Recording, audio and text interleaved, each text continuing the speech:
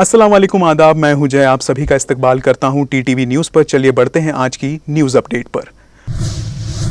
यूक्रेनी delegation Belarus की सरहद पर पहुंचा। रूस और यूक्रेन के बीच जंग खत्म करने पर बातचीत होगी। हिंदुस्तानी हुकूमत के 4 मिनिस्टर यूक्रेन के आसपास के इलाकों का दौरा करेंगे। 6वीं फ्लाइट 240 हिंदुस्तानियों को लेकर दिल्ली पहुंची। राम रहीम को इलेक्शन से 21 दिन पहले मिली पेरोल खत्म। सुबह 11:50 में ली जेल में एंट्री। टीडीपी के सीनियर लीडर और आंध्र प्रदेश के साबिक वजीर येडलापति वेंकट राव का पीर के दिन इंतकाल। राव 102 साल के थे।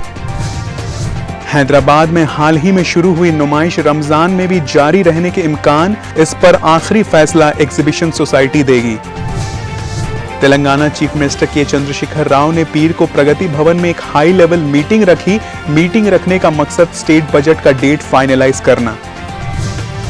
तेलंगाना में गुज़िश्ता 24 घंटों में कोरोना के 151 नए मामले सामने आए। रियासत में अब तक मरीजों की तादाद 7,88,775 है। स्मृति मंदाना फिट। प्रैक्टिस के दौरान गेंद सर पर लग गई। पहला मैच 6 मार्च को पाकिस्तान के साथ खेला जाएगा। 100वीं टेस्ट की तैयारी कर रहे विराट कोहली श्रीलंका सीरीज से पहले जमकर बहा रहे हैं पसीना। पंत और अश्विन भी नजर आए। विद्या बालन की स्टार जलसा का होगा 18 मार्च को प्रीमियर।